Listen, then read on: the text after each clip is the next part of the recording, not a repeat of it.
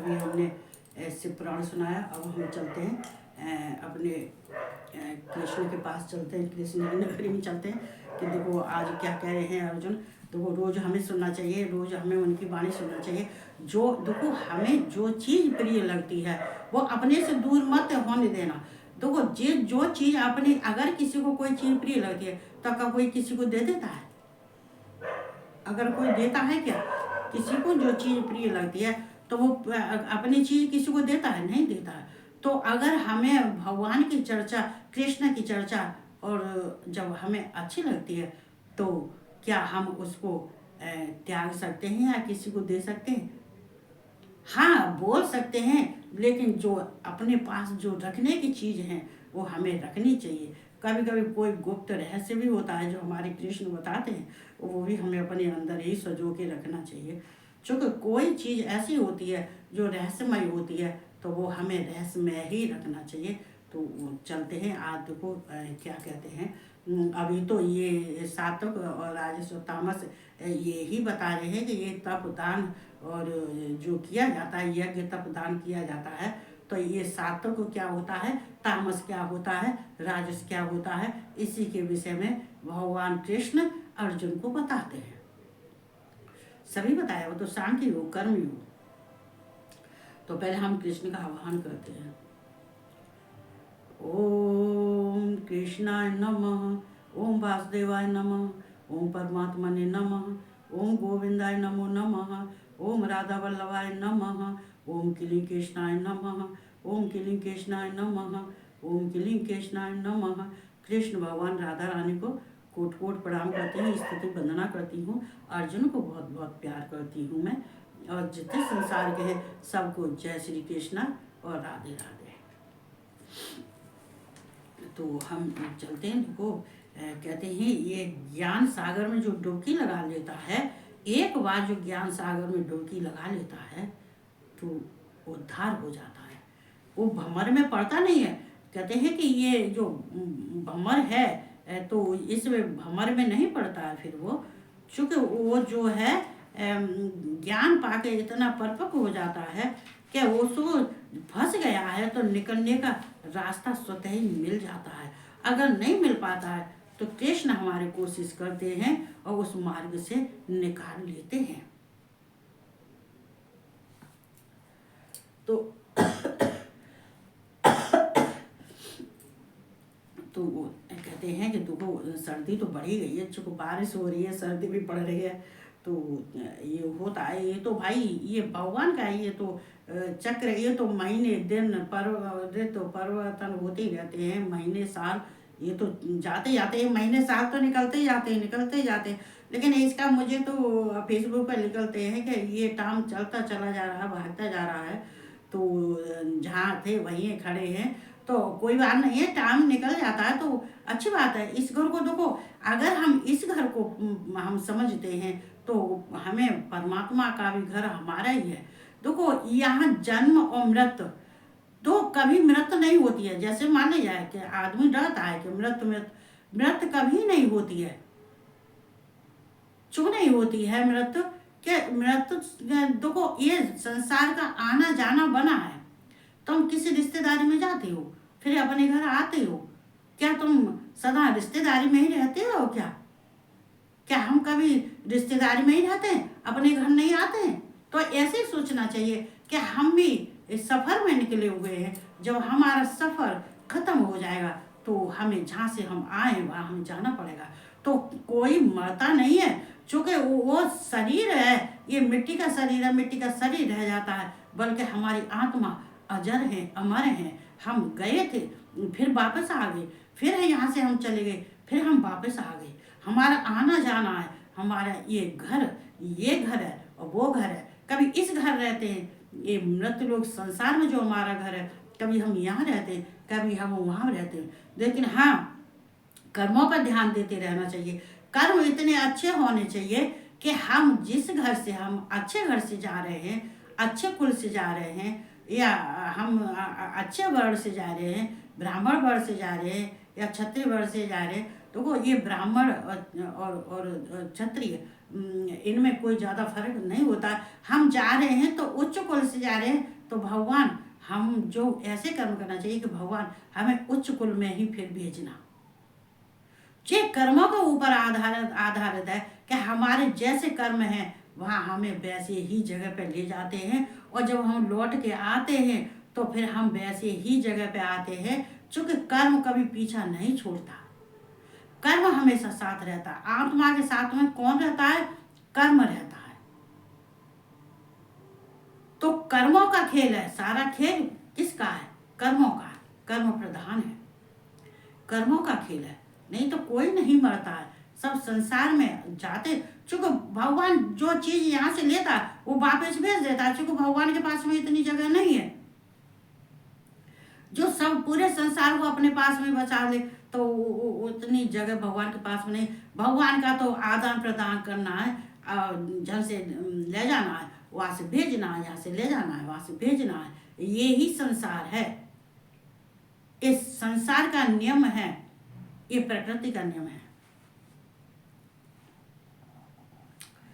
तो हम थे यहाँ पे थे 5 मिनट पे थे।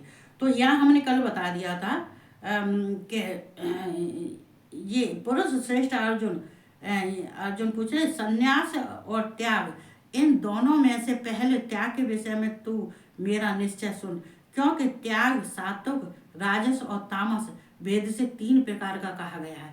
ये 3 प्रकार के होते हैं, ये सात्विक होते हैं और राजस होते हैं और तामस होते हैं। जो शास्त्र विहित किए जाते हैं वो सात्विक होते हैं। तो यहाँ यज्ञदान तपः कर्मण त्याज्यम कार्यमेव तत् यज्ञोदानम तपस्यैव पावनान मनीषिणाम।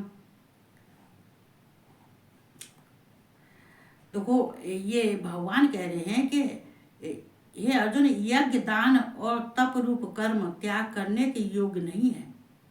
देखो यज्ञ दान और तप रूप कर्म त्याग करने के योग्य नहीं, इनको हम त्यागते नहीं है। ये जो हमारे जिसमें कोई दोष नहीं है, जो दोष चीज नहीं है, और जो तप हमारा शुद्ध और पवित्र करने वाला है, यज्ञ हमारा जब सात्विक है, दान पुण्य करने दान करते हैं तो ये सात्विक होते हैं। जो पवित्र दान करने से हमारा हृदय पवित्र हो जाता है, यज्ञ करने से हमारी शुद्धता आ जाती है, हमारे जो जितने देवता हैं वो तृप्त होते हैं। तो ये भी एक तरह से मनुष्य का काम है। और ये तप भी कर्म, जब हम तपते हैं और भगवान की प्राप्ति करते हैं तो ये तप भी, ये सब करने योग्य हैं, ये त्यागने योग्य नहीं है, इनको नहीं त्यागा जाता। अगर इंसान इनको त्याग देगा तो कैसे वो अपने को आगे बढ़ेगा, कैसे उसको मोक्ष मिलेगा, कैसे उसको भोग मिलेगा? ना ही उसको मोक्ष मिलेगा, ना ही उसको भोग मिलेगा। चूंकि ये शास्त्र विहित किए जाते हैं, जो शास्त्र विहित किए जाते हैं वो शुद्ध और पवित्र होते हैं। ये भगवान को भी प्राप्त करने के लिए इसमें जो जो शुद्धता होती है वो भगवान को प्रिय लगती है, और भगवान प्रसन्न होते हैं कि हमने जो चूँकि उसमें भी देखो कहा है। तो इसमें क्या है, देखो जो ज्ञान और जो वेदों का ज्ञान होता है, तो वेदों का ज्ञान बुद्धिमान ही जानते हैं। कहते हैं कि जो जिसके अंदर बुद्धि नहीं है वो कहाँ वेदों को जानेगा, क्या वो शास्त्रों को जानेगा, क्या वो शुद्धता जानेगा, क्या वो अशुद्धता जानेगा? चूंकि उसके अंदर तो शुद्धता अशुद्धता का कोई कर्म है ही नहीं है, तो बल्कि वह तो अवश्य कर्तव्य है। तो ये तो जो हम दान, यज्ञ दान तप रूप कर्म त्याग करके करने के योग्य नहीं है, बल्कि वो तो हमारा कर्तव्य है। हमारा देखो ये तो कर्तव्य समझना चाहिए कि हमें दान करना चाहिए, क्योंकि ये तुम्हारा कर्तव्य दान करना, यज्ञ करना तुम्हारा कर्तव्य है और तप करना तुम्हारा कर्तव्य है। ये भगवान दान तप यज्ञ नहीं करेंगे, ये कर्तव्य मनुष्य का है। तो मनुष्य को ये अपना कर्तव्य अच्छे से, शुद्धता से, पवित्रता से और शास्त्रों के अनुसार करना चाहिए, कर्तव्य समझ गए। क्योंकि यज्ञ दान और तप ये तीनों ही कर्म बुद्धिमान पुरुषों को पवित्र करने वाले हैं। चूंकि ये दान, यज्ञ दान और तप ये तीनों ही कहते हैं कि जो बुद्धिमान पुरुष होते हैं, जो अच्छे होते हैं, तो उनको ये पवित्र करते हैं। इसलिए इनको कर्तव्य समझ के इनको करना चाहिए कि हमें आए जीवन में मृत्यु लोक पे आए तो हमें तप भी करना चाहिए, दान भी करना चाहिए, लेकिन इसमें कोई फल और आसक्ति नहीं होनी चाहिए। ये नहीं है कि हमें ये तप और दान यज्ञ करें तो हमें इसमें आसक्ति हो, कि फल की इच्छा हो। आसक्ति और फल को त्याग देना चाहिए। और कहते हैं ये भगवत कर्म है, ये इसी को भगवत कर्म कहते हैं। एतान्यपि तु कर्माणि संगत त्यक्त्वा फलां च कर्तव्यानि मे पार्थ निश्चिंतम मत मुन्तमम्। इसलिए हे पार्थ, इन यज्ञ दान और तप रूप कर्मों को तथा और भी संपूर्ण कर्तव्य कर्मों को आसक्त और फलों को त्याग करके अवश्य करना चाहिए। यह मेरा निश्चय किया हुआ उत्तम मत है। भगवान कृष्ण कह रहे हैं, हे अर्जुन, मैं जो कह रहा हूँ, जो मेरा मत है, तो उसको तू सुन। देखो ये उन्होंने कहा है कि जो मैं कहता जाऊँ उसको तू सुनता जा। क्योंकि देखो यहाँ भगवान कह रहे हैं, इसलिए हे पार्थ, इन यज्ञ दान और तप रूप कर्मों को तथा और भी संपूर्ण कर्तव्य कर्मों को आसक्त फलों का त्याग करने के अवश्य करना चाहिए। मगर तुम दान करो, तप करो, यज्ञ करो, या फिर और भी कुछ भी काम करती हो, और बहुत सारे ऐसे अच्छे कार्य होते हैं, किसी की सेवा कर रहे हो, किसी की जो कुछ भी कर रहे हो, बहुत काम होते हैं। देखो दान पर, और भी इसके दान पुण्य के अलावा बहुत सारे काम होते हैं मनुष्य के। तो उन कामों को करते समय पे तुम्हें उसके फल की इच्छा नहीं होनी चाहिए, और ना ही कोई आसक्ति होनी चाहिए कि ये काम हम कर रहे हैं, यज्ञ कर रहे हैं तो हमें फल मिलेगा, हमें भगवान की प्राप्ति मिलेगी, इस लोक में सुख मिलेगा, परलोक में सुख मिलेगा। अरे ये सुख और दुख तो देने वाले ऊपर वाले, कर्म हमारा है, तो हमें अपना कर्म कर्तव्य के हिसाब से करना चाहिए, कर्तव्य समझ के करना चाहिए। इसमें फल की इच्छा और आसक्ति नहीं होनी चाहिए। यह मेरा निश्चय किया हुआ उत्तम मत है। ये पार्थ, यही मेरा उत्तम मत है, और ये ही मेरा जो विचार है, और ये ही मैं तुझसे कह रहा हूँ कि जो कुछ भी कर्म करना चाहिए वो उसमें आसक्ति और फल नहीं होना चाहिए। मेरी भी सर्दी की वजह से दर्द हो रहा पे, चलो मुझे भी तो नींद नहीं आती है, जब तक नहीं सुनाती है तो नहीं नींद आती है। तो चलो जैसा कुछ है, तो हमें भगवान की भगवत जो ये ही भगवत कर्म है, जो जिसमें हमारे फल में फल की और हमें आसक्ति को हम त्याग कर देते हैं, तो ये ही हमारे कर्म हैं, और ये ही भगवत प्राप्ति के कर्म, ये हमारे कर्म है। क्योंकि इसी से हम भगवत प्राप्त कर सकते हैं, इसी से हम भगवान की प्राप्ति कर सकते हैं। जो हमारे अंदर कोई दोष नहीं होता है, हमारे अंदर कोई आसक्ति नहीं होती है, हमारे अंदर किसी फल की प्राप्ति करने की नहीं होती है। कहते हैं कि आदान और प्रदान करने जब हम करते हैं तो उसमें हमें आसक्ति नहीं होनी चाहिए। तो यही सबको देखो, ये जो कुछ भी अर्जुन को समझा रहे हैं कृष्ण, वो बहुत अच्छा समझा रहे हैं। और ये हम सबको, ये अर्जुन के लिए ही नहीं है, हम सबके लिए है, हम सबके लिए है। जो अर्जुन ही थोड़े ही है, अर्जुन ही क्या, अर्जुन ही उनके लिए थोड़े ही नहीं है, हम भी सब तो हैं। तो हम सबको भी यही अपनाना चाहिए। तो ये आराम से रहो।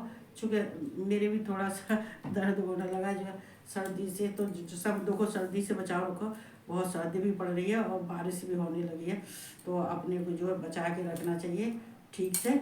और बस ये कहते हुए सबको जय श्री कृष्णा और राधे राधे और गुड नाइट।